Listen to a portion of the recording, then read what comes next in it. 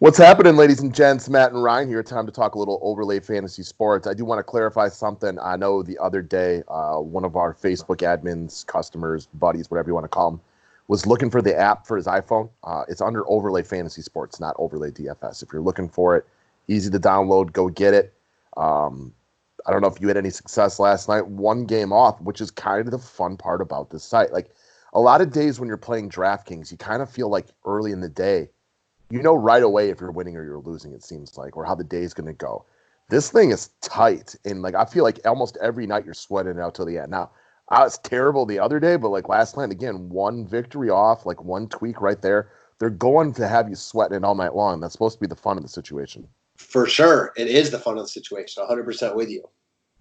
So just a quick little review of last night. As you can see in the $22 contest, took a record of 9-3 to be competitive in the money. And again, my tiebreaker points weren't perfect because I missed some of my top picks. But 9-3 was the payoff cutoff. I was 8-4. Have had a bunch of days like that where you squeak right into the money or right off. Your boy Steven Adams was phenomenal. He did real well, so he was an easy pick. Worked out real nicely. Saturansky over in marketing. Of course, marketing chose today to finally play really well, so that was a little bit disheartening to say the very least. And my boy Saturansky did not have a great game. No, for sure. I'm excited to get into it today. Let's dive into these picks. All right, guys. Let's go through what we're looking at for today. Again, we got the $2.50 one and the $22 one. You play what your budget allows you to do. We'll go through NFL later on. And we'll start at the top. And I think the point that we keep reiterating every day, guys, remember, shooting matters. And missing shots can be a real detriment to what you do. With no Joel Embiid tonight, I'm going to go with Ben Simmons. I still think like Booker's upside on any given day is really, really high. But give me Ben Simmons in a good spot against a bad Cleveland defense with no Joel Embiid. I'll take Simmons also, but the no shots doesn't really apply here or the missed shot because Booker's a really good shooter. He is, but he takes a lot of outside shots, which are easier to miss.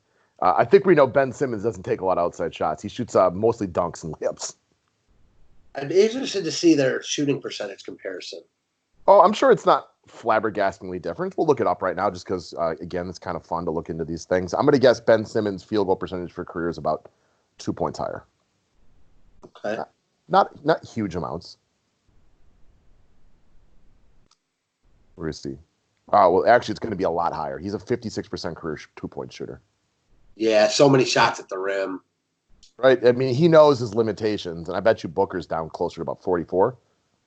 45, yeah, something like that. Well, actually better, 48%. I didn't realize he'd be that high. He's a really good shooter. Like, he's really efficient. Yeah, he's really efficient this year, too, because he actually has teammates that will take some of the pressure off of him. So, okay. I mean, that's a good thing to look up. I'm still going Simmons, but it's not one that I'm dying to pick, I guess is the best way to put it. I'm with you. All right. I will say this one's now pretty easy for me. I'm going to take Donovan Mitchell over Rudy Gobert. I'm going down. We just found out Mike Conley's out for the night. I like Gobert to miss fewer shots, but I just like Mitchell here so much more. For sure. You can't just choose it because of big man over a guard, you know? So you have to weigh that in, but I like Mitchell much more than Gobert also. The one before that, though, is real interesting to me. Clint Capella versus Jonas V. These are two guys I'm real interested today on pretty much any format you can think of. Like, I trust Capella more. And I think Jonas's upside might be a little bit higher, but I love the floor of Capella. And I just trust him more right here. But I'm not dying to pick it because I also like Jonas a lot. Yeah, exactly. Can you choose both? Nope, you can't. That's not the point of the website, Matt. Yeah. Man, probably not one I choose. I'll lean Jonas because I like the upside. Okay. It's a tough one. These are two guys we talked through for a long time on our members-only DraftKings play, and I think this is a great question. I'm glad they have it up here on the top. I think it's one that you have to ponder and really consider. Like, I can pick Mitchell easily, and I like both Capella and Jonas. Man, that one's going to be a little flabbergasting to say the very least. The other guy that we didn't talk about on DK, well, yeah, I forgot to mention. He's down here somewhere. It's Joe Ingles, we'll get to. All right. Brogdon versus Sabonis. It wouldn't be a day. I feel like this is one that we're going to get almost every day. They're teammates. I think Sabonis averages like 1 or 2 more points. We went through the field goal percentages in these guys yesterday. And even though it didn't work out because Brogdon actually shot a higher percentage yesterday, Sabonis still outscored him. So I think we're just going to detract to what we normally do, which is Sabonis over Brogdon. Yeah, this one is just a no-brainer for me. Give me Sabonis. There will be days that Brogdon outscores Sabonis, but most days Sabonis will outscore Brogdon, in my opinion. Right. It's kind of like when we used to do Anthony Rendon against Adam Eaton. Like, Rendon's just better. Against a lefty, Rendon would be easy. Against a righty, we still like Rendon a little more. Exactly. All right. So if y'all listened to me talk about this one the other day, Tobias Harris and Al Horford, I even tweeted about it, that one of the difficulties of DFS is when you like two guys and then you choose one and the other one is significantly better. So I liked Harris and Al Horford the other day, and I ended up going all in on Harris, and Harris was much better. But I think my point was, like, if something's different, like, I might just go Horford, and like to be 30 points off on DK like that is tough. Now they bring up this question for us today on Overlay. I like Horford a little bit better today with no Embiid. Same. I like Horford also. As you mentioned on the last video we made, or a couple videos ago at this point, Horford's numbers, his best games this year have all come when Embiid has been out. That's not a coincidence. So I like Horford more here. The last game was a better spot for Harris. Big Ten tempo spot against Washington. Fast-paced game. This is not that. It's a better spot for Horford. I agree with you wholeheartedly. Not only is it not a coincidence, it's not even a surprise. No, it's nothing. It's expected. All right, Ricky Rubio versus Kelly Oubre. So these are your favorite two Suns on the day. What do you think here, buddy? So I think that this is a good one. I like Rubio more, and here's how I break it down. I think Oubre has slightly higher upside, like slightly though. Like I don't think it's much higher. It's higher though. But the floor for Rubio is so much higher than Oubre's. So give me Rubio. So basically, you looked at it the way I look at it a lot. I mean, yeah. We both, I think, reevaluate DFS a little differently. Like, you're a home run hitter. You like to go for the big upside, so you like to play for upside. I'm a guy who typically looks at guys with the higher floor, and so I'm with you. I like your breakdown. I agree with it. I would also choose Rubio, and I also agree that on any given day, Oubre's upside might be just a little bit higher. It's a good matchup. Slightly higher. Like, I think Rubio has similar upside. Yeah, I'm with you. I'll take Rubio right here. I like Oubre today on DK, but as we broke down on the video, like, Oubre just has a lot of stinkers. Rubio's stinkers aren't quite as bad because he always has the ball in his hand. Exactly. So, okay. He's also not a guy that's going to miss a ton of shots either. No. They tempt him to shoot. He's improved his shooting, but he's never a guy he's not going to Luka Doncic use step back three or anything like that. Exactly. All right. I think we might disagree on this one. I'll take Bogdanovich over Jaren Jackson. Yeah, I will too. I don't love it, but this is not a good spot for Jaren Jackson. No, it's not. Conley being out makes this one easy for me. Yep. They don't have a lot of good offensive players without Mike Conley. Like, Donovan Mitchell is obviously a good offensive player, but Bogdanovich, I think, at least in my eyes, he's now their second best offensive player. He's going to have to take some shots. For sure. Okay. Tristan versus Julius Randle. And does the Kevin Love news probably matter to you on this one? If Love's out, give me Tristan all day. Okay. So we talked about the Knicks at length on the members-only video. And our problem is with the new coach, we just don't know what their plan is tonight. And if Kevin Love's out, we definitely know what Tristan's going to do. No Joel Embiid. That makes Tristan's life significantly easier over there. I'm with you. I think I might pick Tristan no matter what, but definitely if Kevin Love's out. Yeah, I think that's the point. If Love is in, I don't love it, but I'd still probably pick Tristan because he's played well with Love this year. But if Love's out, it's like one of my favorite ones. Like, they have a bunch of Cleveland guys versus New York guys on here, and if Love's out, I like all the Cleveland over New York personally. Here's the counter argument to this one. If for some reason New York totally changes things up tonight and runs Randall, and they play small and runs Randall at the 5, Indiana has been really suspect against big men. So that would be an interesting thing, but that's like 9 degrees down the road. Like, a lot of things got to break in that direction, so it's really unlikely. For sure. All right, Jeremy Lamb, Colin Sexton. Oh, boy. Oof. What do you think? If Love's out, give me Sexton. They need the offense. Yeah, I tend to agree with you right there. All right, we'll move down from there.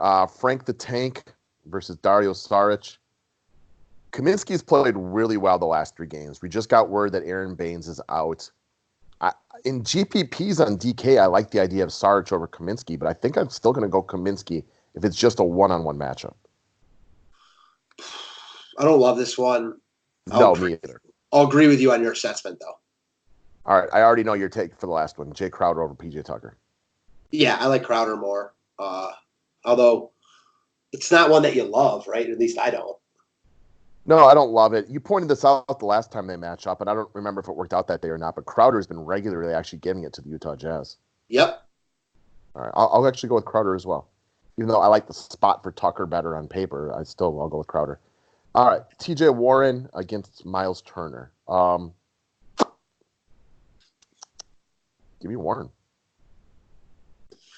Turner, just a gut feel. All right. Warren's been in a bit of an offensive groove lately, so I'll play a little recency bias card there. But again, it's not one that I'm dying to roster. For sure.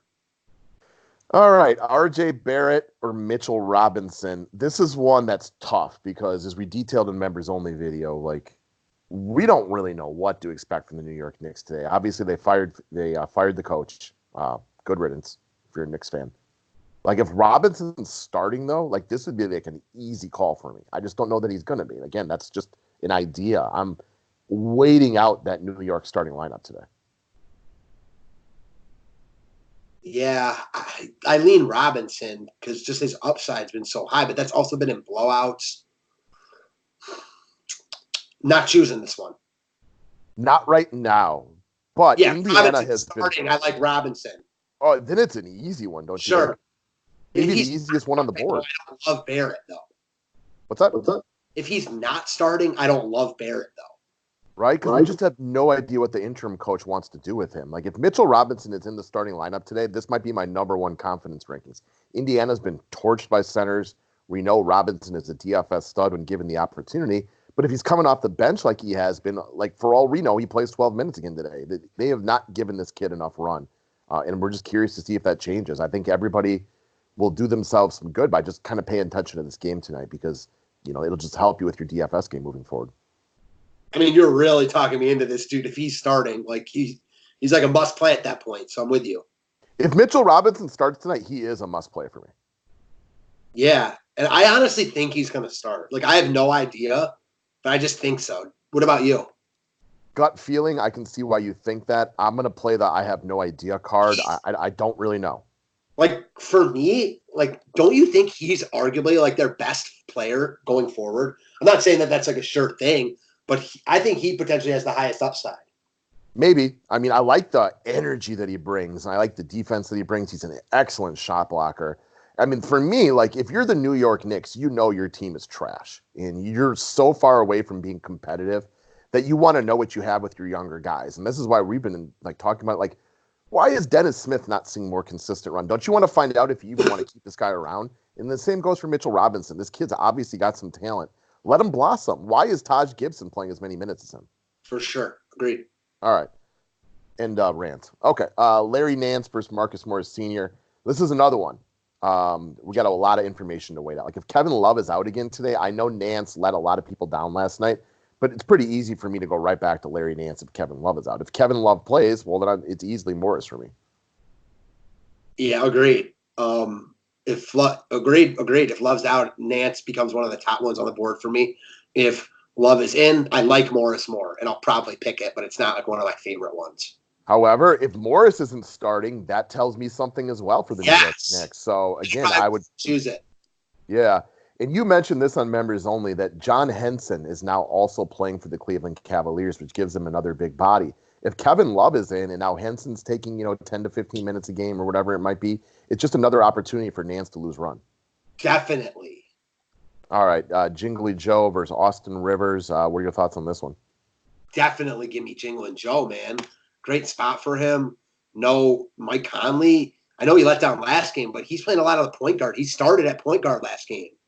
Yeah, I'm a Joe Ingles fan. He did not play well. Austin Rivers has played well lately. I will give him some credit for that, but I'm still going Ingles. Well, we saw every secondary piece from Houston play well last game, and we know who Austin Rivers is, right? Like Ingles is the much better player than Austin Rivers. Yeah. Yeah. Disagree? Rivers is a solid defender and not great or anything like that, but I'm more of an Ingles fan for sure. Okay.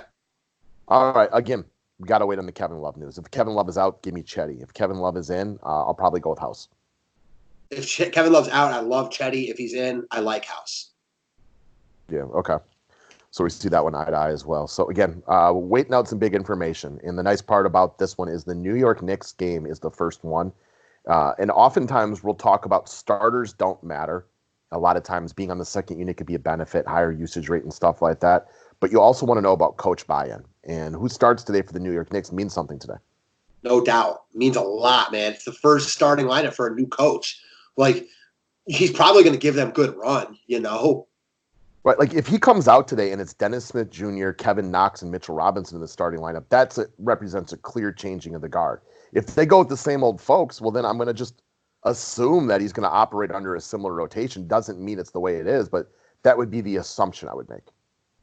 Yeah, because, I mean, as much as we think they should, and they should go to, like, the changing of the guard, like, they still have, like, a bunch of grumbly, you know, veterans in there, like, that want playing time. So who knows?